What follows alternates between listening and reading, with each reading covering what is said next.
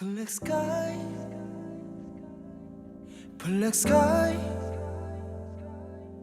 외로운 침묵 깨우지 못해. 네, Black sky. 지금 흘러나오고 있는 이 노래가 OST라고 합니다. JTBC에서 방영됐던 드라마 보좌관의 OST라고 하는데요. 이걸 틀어드리는 이유가 있습니다. 설 특집으로 꾸며드리고 있는 김종배의 시선집중, 아마 이분들이 바로 그 주인공들이기 때문인데요. 제가 한번 짧게 퀴즈를 한번 내드리겠습니다. 김무성, 유시민, 유은혜, 이분들의 공통점이 뭔지 우리 애청자 여러분들 혹시 알고 계십니까? 국회 보좌관 출신이라는 건데요. 드라마 보좌관도 결국은 같은 스토리였죠. 보좌관으로 시작을 해서 금배지까지 달았던 분의 이야기를 쭉 그린 게 바로 드라마 보좌관이었는데, 실제 보좌관으로 일을 하시다가 이번 21대 총선에서 출마를 하기 위해서 준비를 하고 있는 세 분을 모시고 드라마 보좌관에 나오는 이 모습들이 실제 모습인지, 그다음에 보좌관의 실제 생활은 어떤 건지, 우리 정치 현장은 어떤 모습인지를 리얼 버전으로 들어보려고 세 분을 모셨습니다. 한 분 한 분 먼저 소개를 해드리겠습니다. 먼저 더불어민주당 이인영 원내대표를 보좌했던 분인데요. 오상택 전 보좌관 모셨습니다. 어서 오세요. 안녕하십니까. 네. 네. 그리고 자유한국당 나경원 전 원내대표를 보좌했던 정의용 전 보좌관 모셨습니다. 어서 오십시오. 안녕하세요. 네, 정의용입니다. 그리고 대한신당 유성엽 의원을 보좌한 고상진 전 보좌관 모셨습니다. 어서 네, 오십시오. 반갑습니다. 고상진입니다. 네, 안녕하세요. 세 분 어떻게 설 연휴는 잘 보내셨습니까? 네, 반갑습니다. 출마 준비에 들어가셨기 때문에 이제 그 출마하고자 하는 지역구를 누비셨겠네요. 그러면 네, 열심히 다녔습니다. 열심히 다녔죠. 네, 그 설 민심이 어떤지는 여쭤보질 않겠습니다. 항상 여쭤보면 항상 그러니까 그 자기 중심으로 해석을 해서 말씀들 하시더라고요. 자기 정당 중심으로. 준비를 많이 해왔는데 안 네. 물어보시니까. 네, 그래서 질문이요. 다. 건너뛸 계획입니다. 네. 제 예측이 맞죠? 맞습니다. 예. 네, 알겠습니다. 근데 제가 짧게만 지금 그 소개를 해드렸는데요. 그래도 우리 애청자 여러분들을 위해서 이 세 분의 이력, 또 세 분의 이력을 좀 자세하게 전해드려야 이후 그러니까 쭉 이제 풀어나갈 이야기들에 대한 어떤 설득력이 높아지지 않을까 싶은데, 먼저 그 오상택 보좌관님 간략히 좀 자기 소개를 해주신다면. 네, 그 저는 이제 2011년대 이제 민주정책연구원, 민주당 정책연구원에서 이제 처음 정치를 시작했고요. 네. 그 후에 이제 이인영 지금 현 원내대표님하고 쭉 계속 함께 정치를 계속했고요. 그러면 9년 동안 계속 이인영 원내대표하고만 같이 일을 하셨죠? 네, 한 분하고 해서 예. 뭐 혹자들은 이인영 키즈, 오. 혹은 뭐 이인영 대표 뭐 참모 뭐 이렇게 뭐 애칭도 있습니다. 그래서 그 출마하겠다라고 의사를 밝혔을 때 이인영 원내대표는 뭐라고 하시던 거예요? 처음엔 이제 고민을 이제 서로 같이 했는데, 네. 그래서 이제 저 결정에 존중을 이렇게 해주시고, 이제 열정이 이제 그만큼에 대한 자기 열정이 강하다는 걸 이제 느끼시고 이제 네. 좀 잘해봐라 이렇게 네. 툭 이렇게 쳐주셨습니다. 너무 모범답안 말씀하시는 것 같은데. 아니 진짜 보통 그렇게 다. 아 그래요? 네, 항상. 네. 뒷담화를 그 이야기했는데 이건 좀만 미룰게요. 이인영 원내대표에 대한 그 뒤를 좀 캐고 싶은데 막 욕망 막 드는데 좀만 좀 미루겠습니다. 네. 자, 그 다음에 그 정용 그 보좌관께서 좀 자기 이력을 소개를 해주신다면.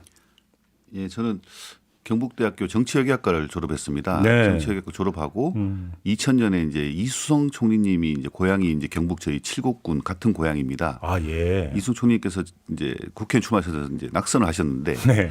그때 제가 이제 국회의원 선거 사무실 자원봉사자로 이제 아 처음에 처음. 정치권에 이제 발을 들였습니다. 아하 예. 그리고 나서 이제 대학원을 졸업하고 16대 국회 때 네. 2002년도에 주진우 국회의원이라고요.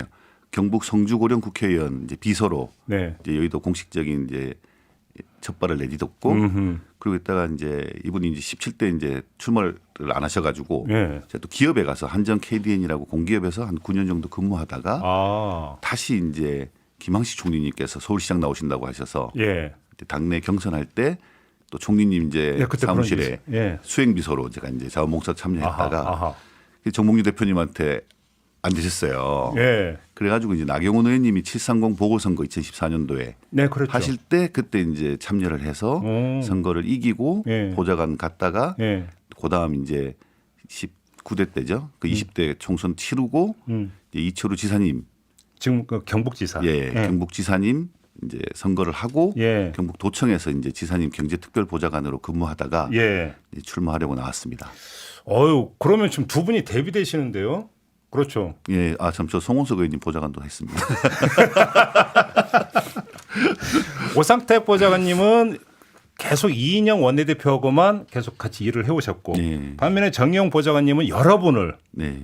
하셨고 두 분이 완전히 이력이 대별되는데 그러면 그 포인트가 완전히 다른데 좀 이따 여쭤볼게요. 알겠습니다. 자 고상진 보좌관님은 그 자기 이력을 좀 소개를 해주시죠. 예, 저는 뭐 대학 졸업하고 공기업에 입사를 처음 했습니다. 네. 그러다가 이제 한 10년 정도 근무하고 있을 때였는데 그 전에 이제 알고 지내던 유성엽 의원이 2008년도에 이제 중앙정치에 데뷔할 무렵에 무소속으로 선거 준비를 했는데 네.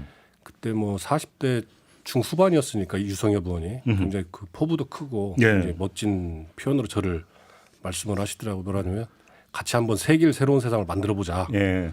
그래서 저도 이제 다니던 공기업을 네. 그만두고 네. 그때 이제 유성엽 의원과 같이 이제 이 길에 들어섰던 겁니다. 그래서 지금까지 한 12년 정도 같이 계속 생활하고 있습니다. 유성엽 의원하고만. 그렇습니다.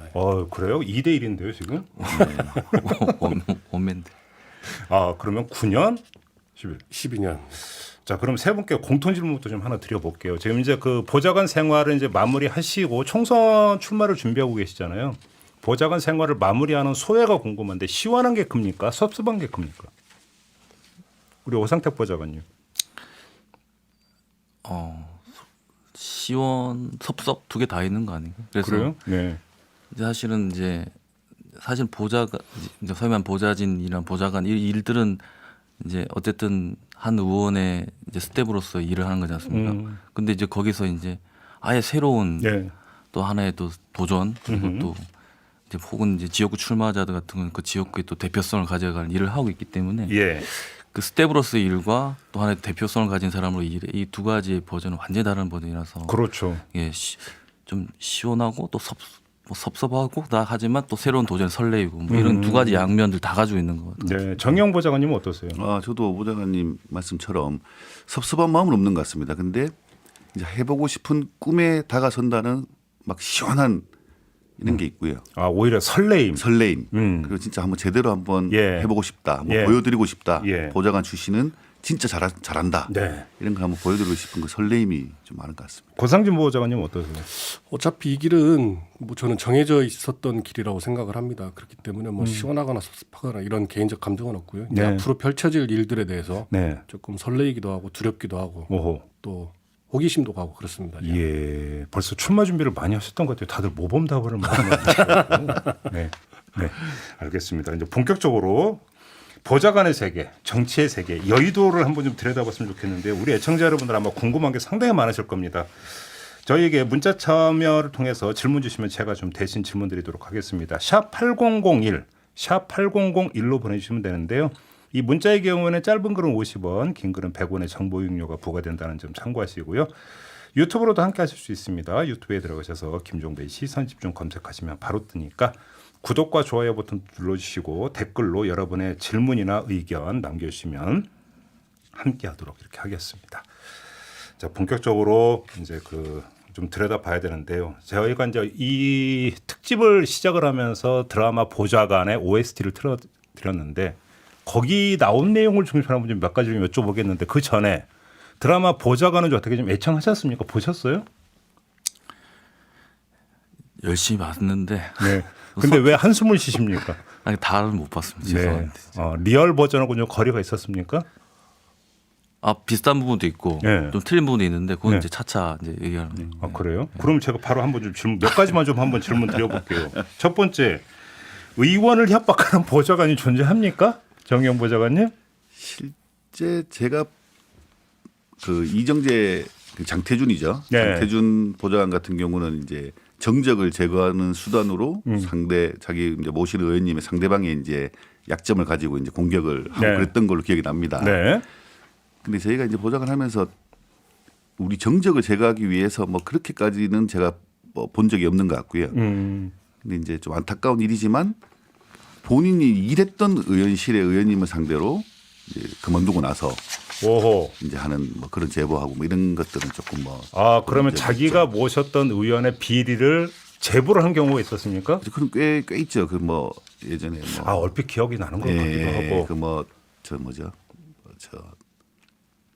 근데 급수 같은 거 이렇게 해가지고 왜 예. 급여 같은 거 이렇게 편법적으로 쪼개고 그런 거 그렇죠. 이제. 이제 돌려받아가지고 뭐 지역과 사무실 운영비로 썼다든지 그걸 이제 맞아요. 이건 또 그럼 최근 뉴스죠. 제보를 하는 거거든요. 그래서 그렇죠. 그 당사자가. 예. 근데 이제 이런 경우가 보통 우리가 이제 그 인지상정으로 따지면서 아무래도 자기가 멋있던 의원을 그러니까 뒤에서 그러는 건 좀 아니지 않나 이런 정서를 갖고 있는 경우가 많잖아요. 특히 굉장히 한국적. 극히 드문 경우입니다. 이게 그러니까요. 이제 뭐 우리 이제 국회에 이제 9명씩 등록해서 300명이면은 2,700명인데 네.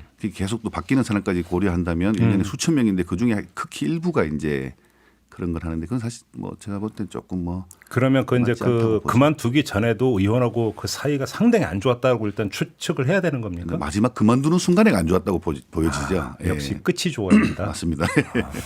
그런 경우군요. 네. 의원회관의 엘리베이터에는 CCTV가 있습니까? 없습니까? 고상진 보좌관님. 제가 이 섭외가 되고 나서 예. 한번 봤는데 실제 봤는데 있습니다. 엘리베이터에 그 CCTV가 분명히 있고요. 예. 그런데 이제 그게 제대로 작동하는지 여부는 이제 그건 네. 다시 확인해봐야 되겠습니다만 분명히 있습니다. 저희 아파트 엘리베이터도 CCTV는 있는데. 예. 근데 의원실 안에 보좌관 사이에 뭐 비서관까지도 그 아우른다고 봐야 되는데 정말 그렇게 경쟁 관계가 형성이 되는 경우가 있어요, 오상택 보좌관님? 서로 간의 경쟁 관계. 네, 경쟁 관계는 있을 수 있다고 생각하고요. 그래요. 그 보통 근데 그 이제 보좌관, 비서관에서 역할이 좀 나눠져 있지 않습니까? 근데 이게 나눠지지만 하지만 역할이 나눠지지만 그 사이에서 이제 조금 더 돋보이게나 혹은 뭐 혹은 그에서 좀 특정 정보력이 또 독점하거나 이러면 좀 이렇게 좀 도태되고 이런 경우가 있지 않습니까? 그러니까 예. 그렇게 있을 수도 있다고 하고요. 음. 근데 이제 그 체계가 잘 잡혀 있는 의원실 같은 경우는 또 일사불란하게 또 그 체계 속에서 올라가기 때문에 또 그럴 때는 또 그렇지 않고 또 그렇게 그럼 이렇게 3인칭 관찰자 시점으로 말씀을 하시지 마시고 그럼 오상택 보좌관님은 일을 하실 때 같은 의원실에서 같이 일했던 그 어떤 분에게 경쟁심을 느껴본 적이 있습니까? 없습니까?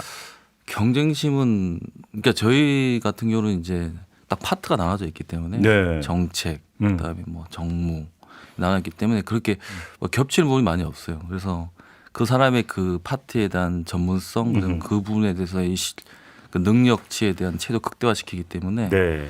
그럼 만약 일이 겹치면 이제 서로 경쟁을 하는데 음. 일이 겹치지 않기 때문에 그게 크게는 저는 뭐 없었던 거라고. 고상진 보좌관님 어떠셨어요? 제가 생각할 때 이제 두 가지 관점에서 봐야 될 것 같아요. 네. 첫 번째는 이제 같은 의원실에서 근무하는 직원들 간의 어떤 그런 갈등 관계는 뭐 개인적인 인성의 문제일 가능성이 크고요. 아, 지금 말씀하신 우리 김 선생님께서 말씀하신 그런 부분은 지역구에 있는 보좌진들과 의원회관에서 근무하는 보좌진들 사이에는 약간 태생적인 한계가 있기 때문에 어떤 점에서 그래요?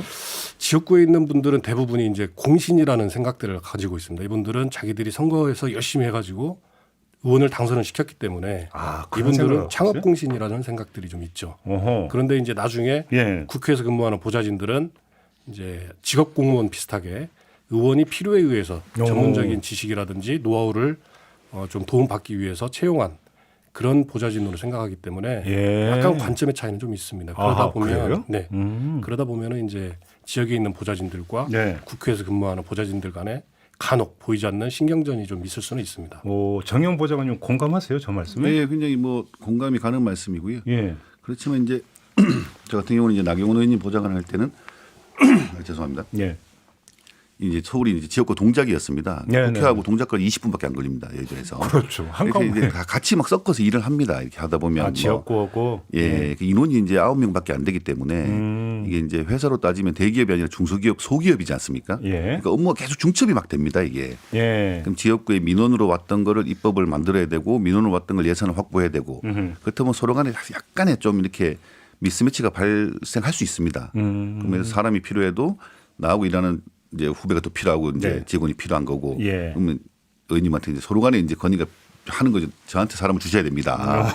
뭐 그런 간에 약간의 좀 그런 일부 있습니다. 그런 부분. 그렇군요. 그러니까 이게 뭐 일반화하기는 좀 힘든 부분은 좀 있다 하더라도 운영하는 의원님마다 또 스타일이 다르시거든요. 그러니까 의원님께서 이제 그 보좌진들의 역할 분담을 얼마나 이제 딱 이렇게 이제 구획 정리를 맞습니다. 잘 해주느냐도 이제 사실은 이제 문제가 되는 거고, 그다음에 지역구 사무실하고 의원 회관 간의 그러니까 지리적 심리적 거리가 얼마냐에 따라서 또 달라지는 것도 있고. 지방이 더 심한 것 같은데. 아, 왜냐면 그러겠네. 지방은 이제 물리적 격차가 있으니까 그렇죠. 거리가 있으니까 예. 수도권은 말씀대로 이렇게 의원님께서 직접 관리하기가 편하니까. 그래서 그 매일 만날 수 지방 같은 그렇죠. 경우는 주중에는 국회, 주말에는 지방. 그렇죠. 딱 이렇게 공간과 시간이 분리되지 않습니까? 그렇죠, 그렇죠. 예. 근데 보통 이제 선거 때 되면 어떤 의원회관에 있는 보좌진들 거의 이제 그 지역구 내려가서 같이 내려가야 일 되죠. 도운다고 예. 봐야 되는 거죠. 거의 뭐 다 내려간다고. 근데 그럴 때 좀 그래도 교류하고 이러면서 좀 그 친해지고 이러지 않나요? 그렇지도 않나 봐요. 근데 많이 이거는 이제 뭐 친해지죠. 사실은 많이 친해지는데 예. 이제 아까 말씀드린 대로 약간 이제 처음에 올라오신 분들, 초선으로 오셨던 분들이 이제 지역에 있던 분들하고 이제 국회에 계신 분들하고 그런 지역에 계신 분들이 그다음에 상대적으로 나이가 지긋하신 분들인가요? 그렇습니다. 그렇다고 대부분 봐야 되는 그렇다고 거죠. 봐야죠. 그 지역을 쫙 빼고 있는 분, 그렇죠? 이런 분들이라고 봐야 처음에 되는 시작할 때 이제 도와주셨던 분들이니까. 그렇다고 예. 봐야 되는 거겠죠. 대충 그림이 그려집니다. 이건 어떻게 봐야 돼요? 뭐 이제 그 즉석에서 하는 발언이야 방법이 없는데 기자회견이든 국정감사장에서든 뭐 청문회에서든 그러니까 의원 발언들은 전부 다 원고 플레이냐. 그래서 보좌진들이 다 원고를 써주는 거냐. 아마 그러니까 궁금해하는 분들이 많이 계실 것 같은데 실상이 어떻게 되는 겁니까, 정의원 보좌관요? 실제 제가 16대 때 이제 한 20여 년 전에 이제 국회 근무할 때는 거의 다 써드린 것 같습니다. 아 그래요? 예. 근데 지금 보니까 이 스마트폰 안에 모든 게 다 정보가 있어서 의원님 제가 써드려도 써드린 대로 안 해요. 아, 그 현장에서 검색하면서 예. 그냥 애드립으로 예, 치니까 제가 기본 의원님들이? 틀은 잡아드리는데 예. 옆에서 다른 의원님이 다른 질문을 하시면 그걸 또 핸드폰 다 찾아보시더라고요. 그래서 오. 그 즉석에서 또 이렇게 질문을 하시고 예. 그럼 편해지신 거 아니에요? 편하기도 하고 반면에 왜 이걸 미리 아 이걸 왜 체크를 반영을 안 했느냐? 못했느냐라는 부분도 있고 그렇죠. 아 그렇네. 예. 오상태 보좌관님도 그런 경험 있으세요? 네. 기본적으로는 이게 준비하는 게 원칙인 거거든요. 그러니까 이제 어차피 전장에 나갈 때 무기 공급을 해줘야 되는 거 아닙니까? 그렇죠, 그렇죠. 그러니까 병참 기지 역할을 하는 거거든요. 정치인의 무기는 말이니까. 그렇죠. 그래서 네, 이제 네. 최신 무기라든지 뭐 날카로운 날이 서 있는 무기를 줘야 되는데 네. 이제 그 무기를 다 써줬는데 이제 막상 이제 선배님 말씀하신 대로 그 새로운 정보가 나오고 막 새로운 이슈가 나오면 이제 그것은 사라지는 거죠. 일단은 이제 의원 본인 자체가 갖고 있는 정보력도 이렇게 딱 믹스되고 이렇게 해서 만들어 나가는 건데요. 거의 대부분 이제 상임 질의 같은 경우는 뭐 이렇게 써 나가는 거에서 한 30%, 40% 나가면 정말 많이 나가는 거고 거의 한 10% 정도 나간다 보면 될 것 같습니다. 근데 궁금한 게 그러니까 원고라고는 또 두 종류가 있어요. 예를 들어서 이제 기초 어떤 뭐 질문 내용 이런 거 뼈대를 구성하는 내용도 있지만 여기에 살을 붙이는 과정에서 아주 멋있는 표현. 예를 들어서 뭐 비유적이거나 이런. 예. 그다음에 사자성어 참 애용하시지 않습니까? 정치인들이. 이런 것들을 전문적으로 해주는 일종의 스피치라이터라고 하나요? 이런 기능을 갖고 있는 분들이 있습니까? 의원실 안에? 의원실 안에 많지는 않죠. 근데 그러니까 이제 메시지 네, 그렇죠. 메시지 담당이 되는 거죠. 있죠. 그러니까 그 한마디가 여러 가지 함축하는 메시지. 네. 그런 걸 잘하면 이제 정말 A급인 거죠. A급이 됩니다. A급이죠. 쭉 하다 보면 그거 잘하는 친구한테 일이 계속 몰리죠 이제. 아 그래. 왜냐하면 언론이 주로 그런 걸 받아서 기사를 네. 쓰니까 의원은 그러니까 선호할 수밖에 없는 거죠. 그래서 제가 궁금한 적이 있어요. 의원님들이 저렇게 사자성어를 많이 알고 저렇게 공부를 평소에 열심히 하시나 정말 궁금했거든요. 그래서 이제 동양 철학을 하시는 분하고 한번 그러니까 인터뷰를 하는 기회가 있어서 끝나고 여쭤봤어요. 혹시 요런 얘기를 하고 싶은데 이게 딱 맞는 사자성어가 있습니까라고 물어오는 경우가 있습니까라고 물어봤더니 있다고 하더라고요. 진짜로 그렇습니까? 저희도 조언을 많이 구하죠. 뭐 이런 진짜로? 상황에서 어떤 게 요새 좋겠느냐. 트렌드는 또 사자성어를 좀 많이 안 하는데 그건 이제 좀 약간 뒤쪽이고 요새는 이제 단어에 이제 사자성어는 이제 한물 간 겁니까? 참 이제 약간 이제 연배가 있으시는 의원님들이 많이 하시고 요새 초대선 의원님들은 사자성어보다는 그 말의 그 의미, 은유 이런 표현들을 많이 하시고 이제 라임 타고. 그렇죠. 그 라임 이런 게 중요한 거죠. 음. 그러니까 같은 말을 하더라도 이제 이렇게 라임으로 딱 흘러가는 말들. 예. 그게 좀 이제 언론에도 잘 잡히고. 네. 그러니까. 근데 지금 그 정의원 보좌관님도 그렇고 오상태 보좌관님도 유성엽 의원님도 마찬가지인데 그 대표 원내대표를 지내신 분들이잖아요. 그러면 보통 그 보좌진이 더 상대적으로 탄탄하고 그러면 그 메시지 관리가 다 나눠져 있다고 봐야 되는 거죠. 담당이. 제가 원내대표 나경원 의원님께서 원내대표 하실 때 이제 보좌하진 않았지만 아, 그래요? 그 자주 전이네. 찾아뵈서 이제 뵈니까 이 당에서 이제 지원을 합니다. 네. 의원실 자체 인력만 하는 게 아니고 그렇죠, 그렇죠. 그 당에 있는 원내대표실에 당 사무처 직원들이 이제 합류를 하기 때문에 더 세지는 거죠. 그렇죠. 예. 예. 아무튼 메시 담당이면서 뭔가 히트를 여러 작에 나오면 그냥 탄탄대로다. 맞습니다. 예. 다른 의원님들도 또 이거 누가 썼냐 저는 이제 물어보시죠. 국회에서 네. 그 손학규 대표님 대선 출정하셨을 때 나왔던 게 이제 저녁이 있는 삶이라는 게 있었거든요. 히트작이었죠. 그게 히트작이어가지고 그 누가 만든 거예요? 선배님도 예. 저 선배님이 만드셨는데 최근까지도 국회에 계셨었어요 그분이. 아, 그 예, 히트작. 예. 이야, 그래서 오래 가는구나. 그분을 보면 항상 존경스러운 그런 마음이 좀 있었죠. 이야, 사실은. 그렇죠. 그렇게 이제 역작이죠, 뭐 역작. 그러니까 대박을 한번 치면 그냥 그렇습니다. 쫙 몇 년 그냥 쫙 보장이 되는 그럼요, 거예요. 네. 또 본인이 그런 이야기를 많이 하세요. 내가 만든 말이다 이거. 예전에 저도 인재, 예. 천재가 아니고 인재다. 이 인재를 만들었다고 주장하시는 보좌관 선배님을 뵌 적이 있는데 그 그 말씀을 한 20년 동안 듣고 있으면 지금도 내가 만든. 20년을 울어먹어요. 예, 그 YS 때 본인이 만든 말이라면서. 어떤 말? 아, 인재. 인재. 야, 너무 오래 쓰신다. 좀 이제 2부를 마무리해야 되는 시점인데 세 분께 공통 질문으로 아주 예민한 질문 하나 드리겠습니다. 솔직하게 지금 하셔야 됩니다. 내가 보신 의원을 닮고 싶다. 예스 노로 대답해 주시면 됩니다. 고상진 보좌관님부터 한번 여쭤보겠습니다. 저는 뭐 예스입니다.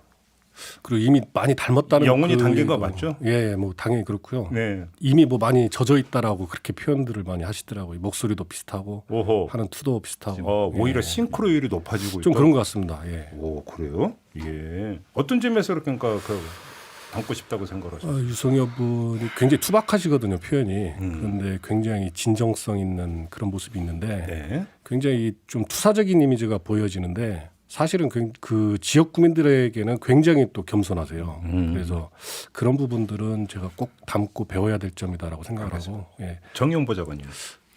저도 이제 제가 이제 정치를 하려고 마음 먹으면서 많이 이제 고민을 하는데 네. 전 닮아야 된다고 생각을 합니다. 왜냐하면 제가 모신 이제 이철우 도지사님, 송원석 국회의원님, 나경원 의원님 이 공통점이 보면 이제 그분들이 어떻게 들으실지 모르겠습니다만은 네. 워커홀릭이세요 기본적으로.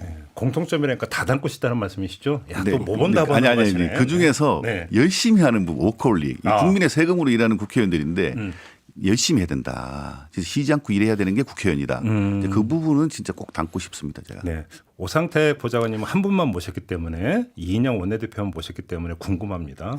자, 네. 답변을 주시죠. 아, 저 당연히 담고 지금 다 듣고 계시기 때문에 아니 전 어떤 점을 그렇게 담고 그러니까 싶으세요? 이제 선배님들 말씀하시는 거에 조금 저는 이제 스타일 좀 이제 대표님은 뭐 다 모든 걸 다 담고 싶지만 이제 제가 이제 배운 거를 말씀드리면 이제 아주 진중하고 신중한 스타일입니다. 네네. 그러니까 어떠한 사안을 두고 즉흥적으로 나가는 게 없어요. 항상 이제 고민하고 이제 진중하게 대처해 나가는데요. 그냥 이제 제가 배운 거는 이제 언제나 팩트 중심 그리고 대안을 얘기해라. 알겠습니다. 네, 그런 것을 항상 제가 배웠고 제가 이제 그렇게 앞으로 그렇게 해 나갈 것이다. 네, 9202님이 그래서 문자 주셨네요. 오랫동안 한 번만 모셨던 분이라 그런지 목소리와 말 스타일이 똑같아요라고 문자를 이렇게 주셨습니다. 아, 이거 좋은 거 아니에요? 좋은 거는 지금. 알겠습니다. 자, 전직 보좌관 세 분을 모시고 정치 현장 이야기를 좀 나누고 있는데요. 2부 이렇게 마무리하고 3부에서 이어가도록 하겠고요. 잠시 전하는 말씀 듣겠습니다. 네.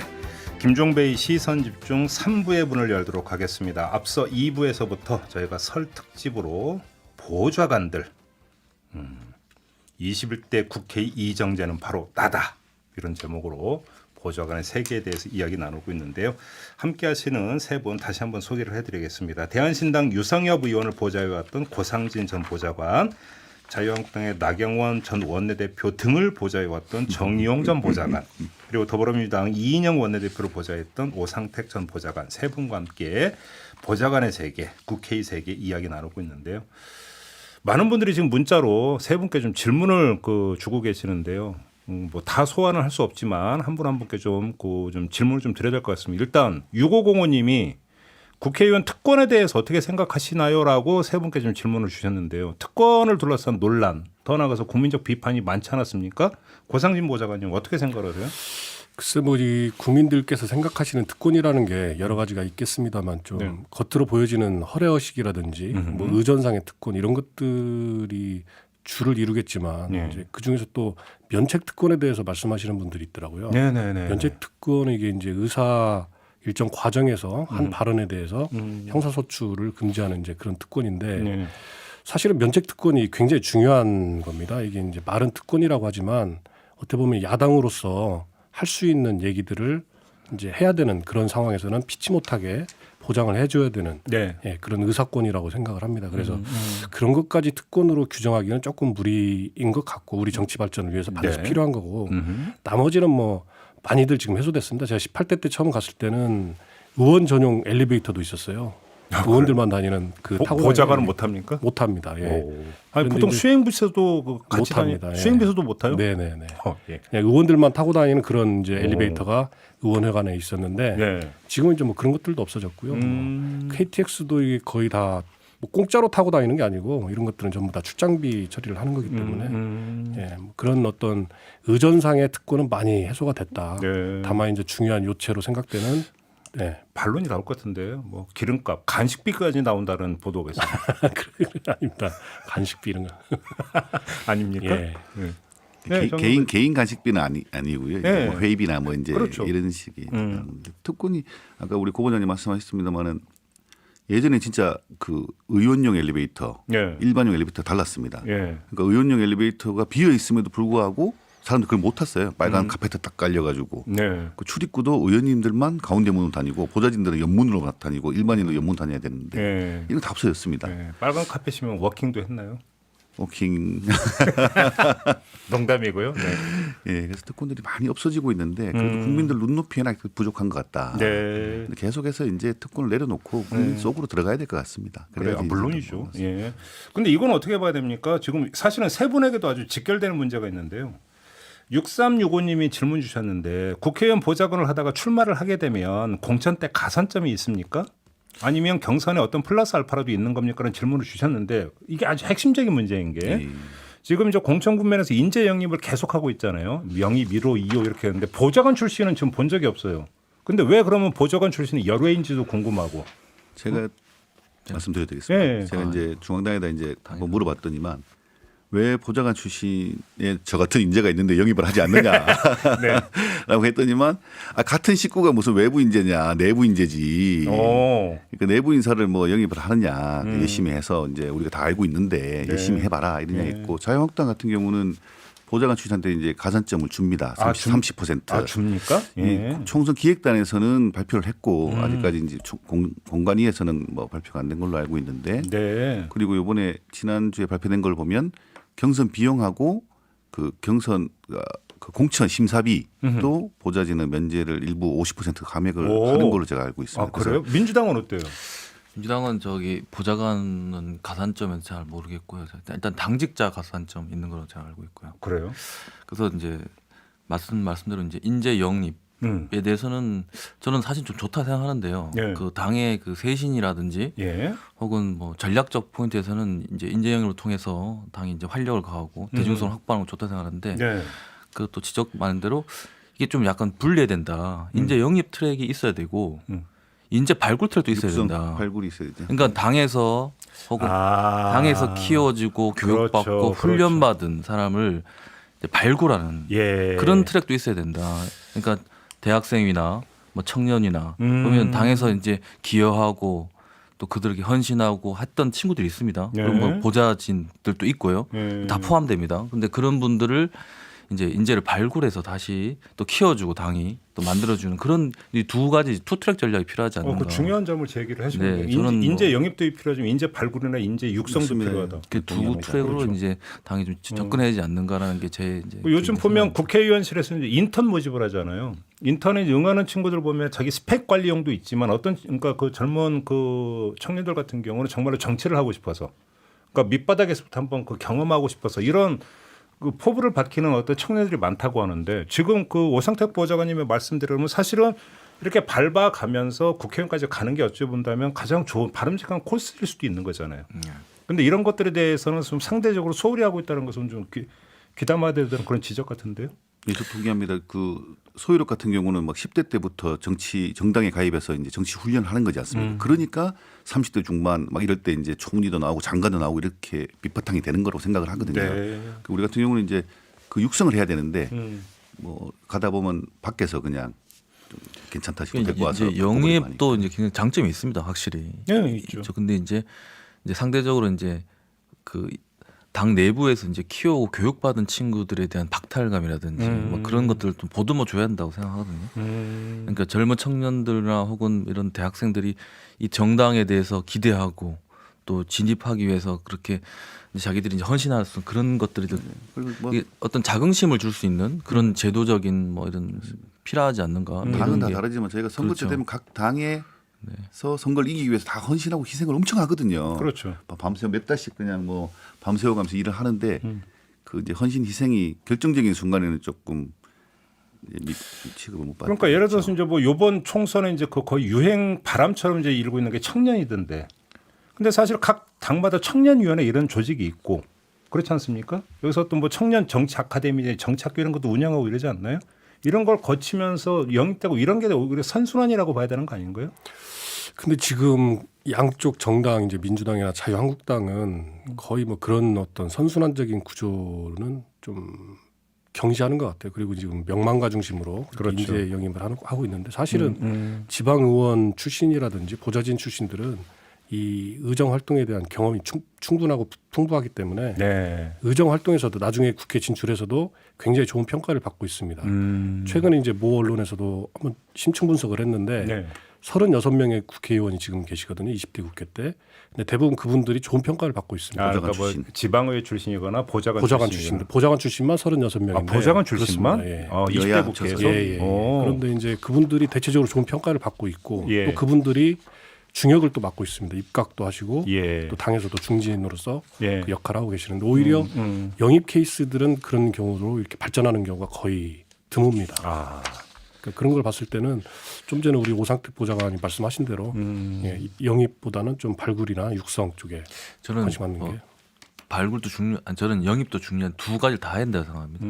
두 가지 면이 다 있기 때문에 영입을 통해서 이제 세신의 발언과 대중성 그다음에 혹은 이제 확장성 이런 게 있습니다 분명히. 근데 좀 세 분이 듣기엔 좀 약간 불편한 어떤 질문일 수도 있는데 그러니까 근데 그러니까 대중적 관심보다는 사실은 오상택 보좌관님의 용어를 보면 영재 발굴보다는 그러니까 영입에 이제 그 관심이 더 두는 게 결국은 어떤 그 뭐 지방의회든 어디 뭐 의원회관이든 거기에 계신 분들도 결국은 그 밥에 그 나물이라고 이제 바라보는 어떤 시선이 있기 때문 아닌가라는 해석도 가능한데 어떻게 생각하세요?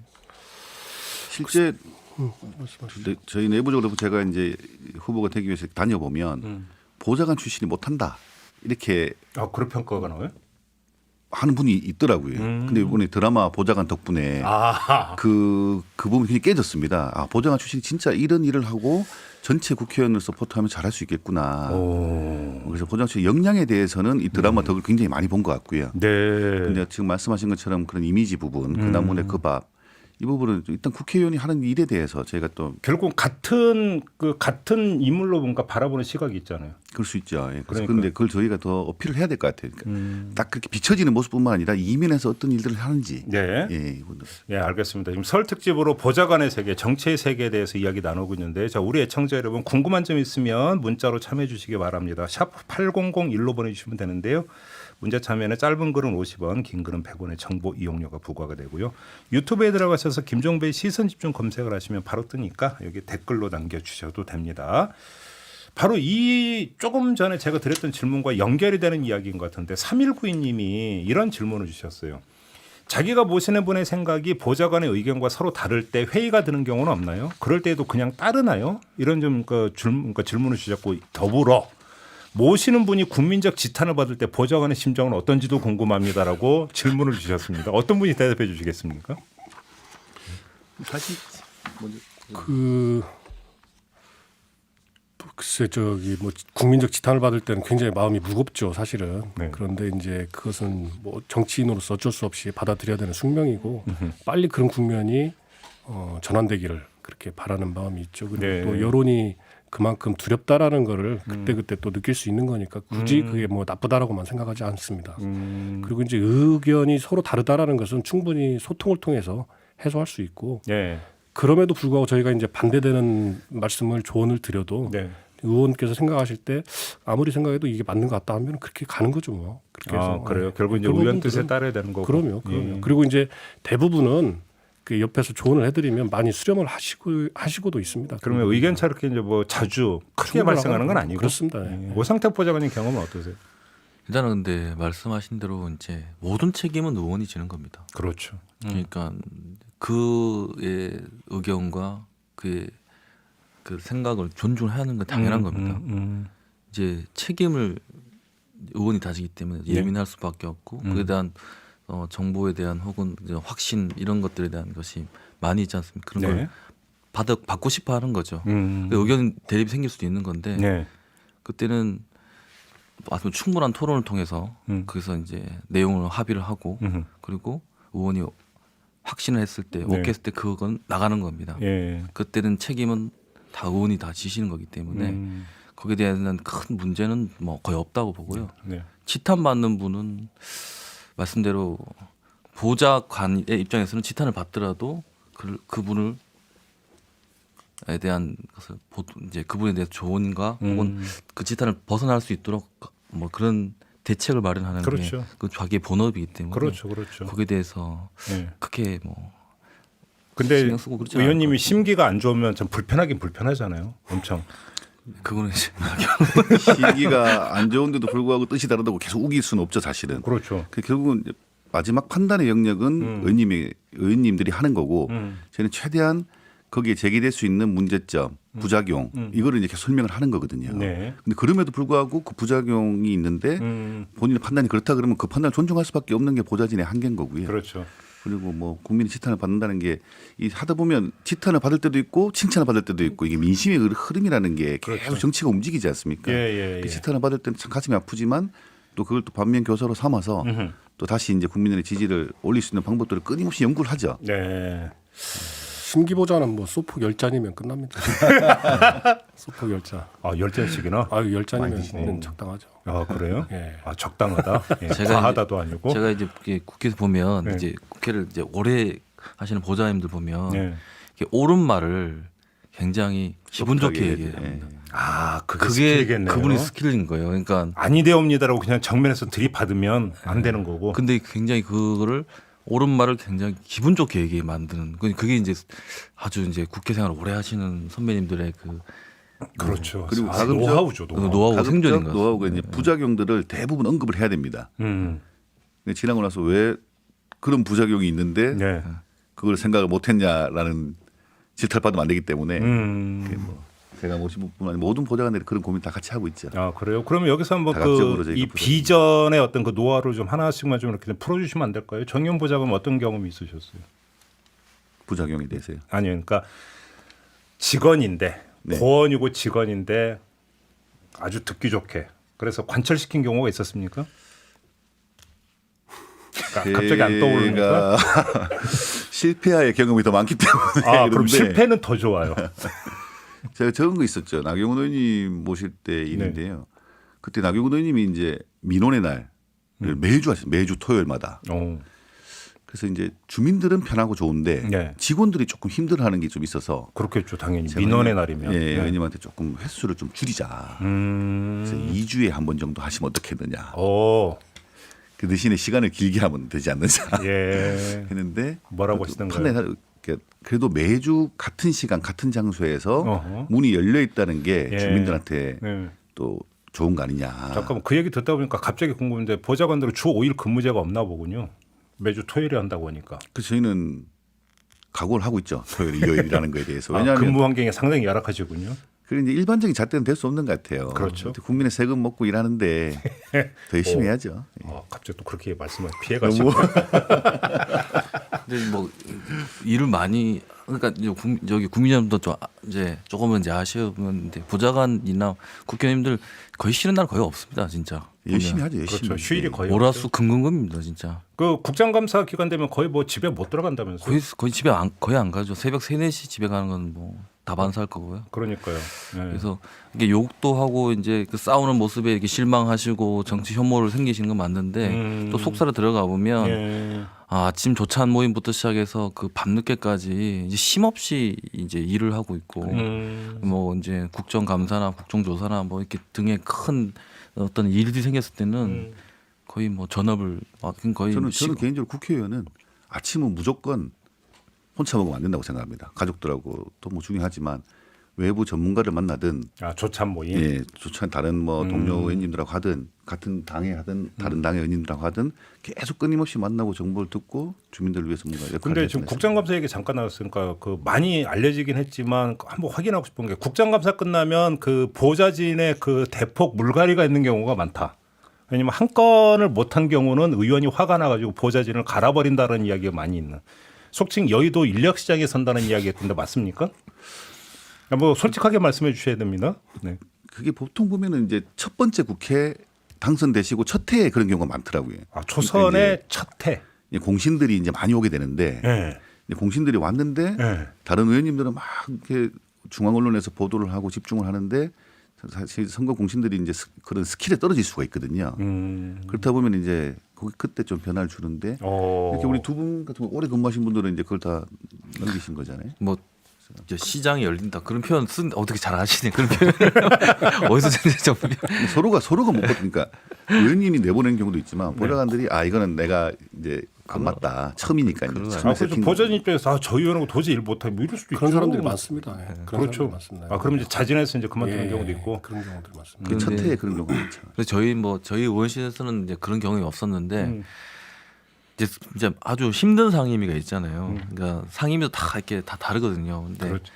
그런데 상임위에 또 다르네. 그러니까 상임위가 이제 소위 말하는 이제 피감 기간이 많은 수일수록 막 더 보좌진들은 더 힘들고 어려운 거 일이 기재일 많아요. 힘들고 예 그리고 또 전문적 영역에 들어갔을 때 막 같은 경제 분야 같은 경우는 굉장히 전문적인 이게 지식이 있어야 되거든요. 사실은. 그러니까 소위 말하는 보좌관들이나 보좌진 또 이 전문성을 탑재를 해야 돼요. 근데 거기서 한계를 느낄 수도 있는 거거든요. 분명히. 그 말씀이니까 갑자기 궁금해지네요. 보좌관 입장에서 제일 서운하는 상임위가 어디입니까? 외통입니까? 외통이 나오는 외통이 어렵습니다. 국정감사 제가 때는 외통이 했는데 네. 외통이 굉장히 어렵습니다. 외통위는 미래를 예측할 수가 없습니다. 근데 뭐 통계치- 국회의원들은 보면 외통위를 상원, 원론 뭐 이렇게 얘기하던데. 근데 그게 상징성에서 그런 건데 네. 그러니까 이제 외통위 상임위 지지서를 이렇게 나가면 국감할 때 해외도 많이 가잖아요.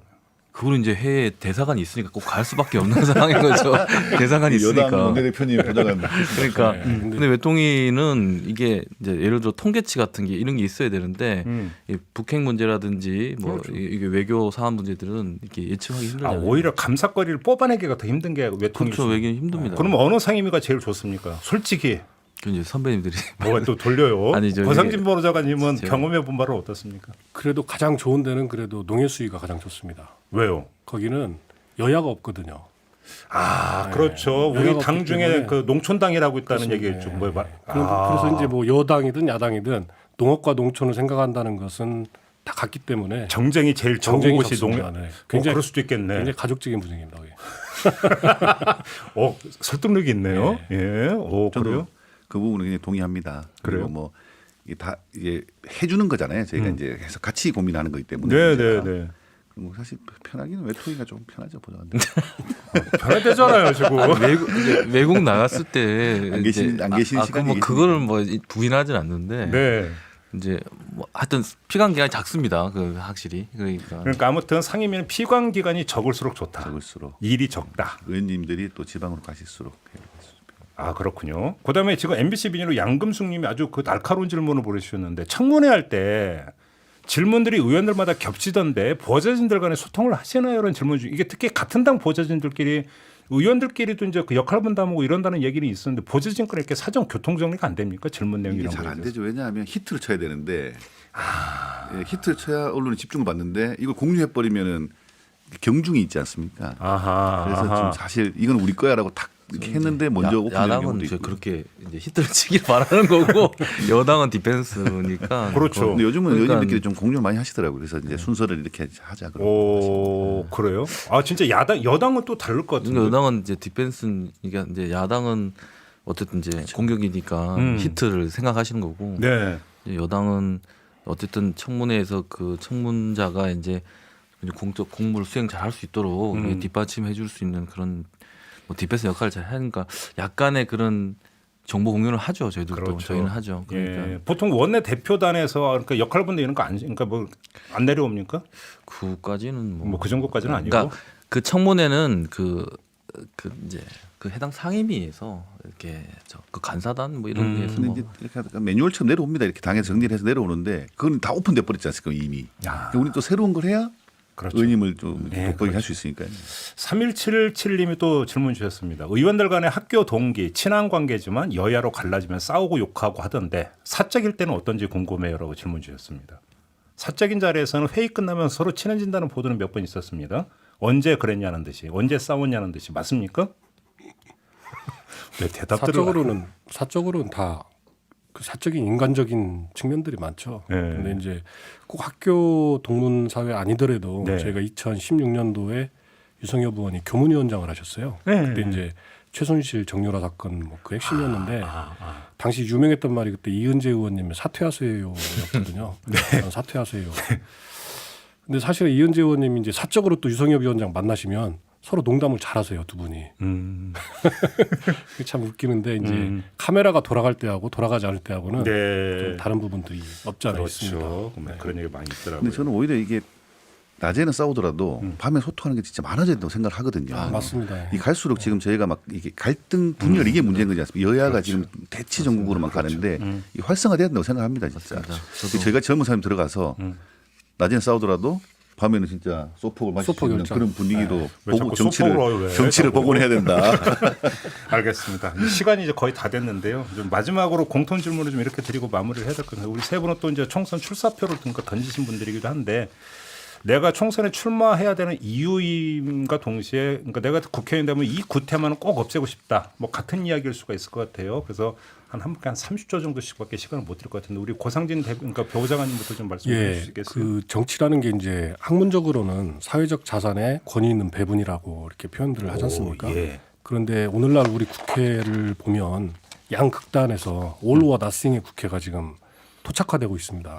그래서 이 부분을 하루빨리 깨뜨리는 게 우리 정치의 정상화를 위한 길이다라고 예. 생각을 합니다. 예. 이번 총선이 또다시 동물국회, 식물국회가 되지 않기 위해서라도 이런 정치판이 좀 바뀌었으면 좋겠습니다.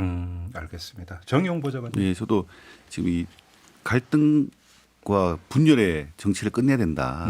그래서 새로운 인물들이 새로운 물을 부어서 세기를 만들어야 된다라고 네. 생각을 하고요. 예. 지금 뭐 여당이 제1야당을 좀 이렇게 무시하고 공수처법, 선거법 등등 이렇게 무리하게 강행하는 것들이 있는데 대화가 소통을 하고 타협을 해야 된다. 예. 소통이 중요한 정치가 돼야 된다. 그러니까 그런 각오로 정치에 임하겠습니다. 알겠습니다. 자 마지막으로 오상택 보좌관님. 네, 그러니까 이제 더 나은 정치를 하기 위해서는요.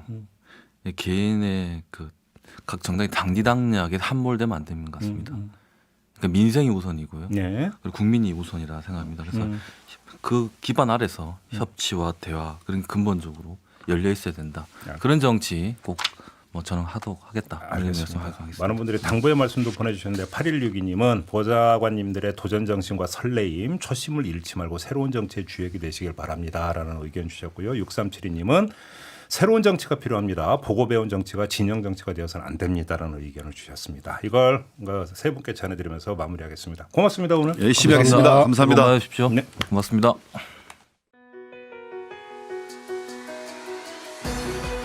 이슈의 핵심을 꿰뚫는 예리한 시선, 믿고 듣는 진품 시사 김종배 시선 집중.